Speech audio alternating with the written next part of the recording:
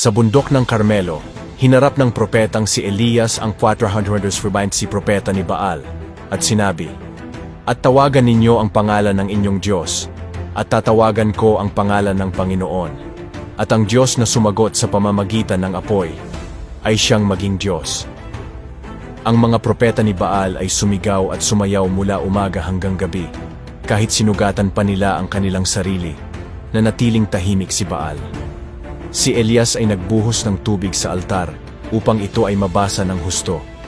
Pagkatapos ay nanalangin siya, "Dinggin mo ako, O Panginoon, dinggin mo ako, upang matalastas ng bayang ito, na ikaw, na Panginoon, ay Diyos."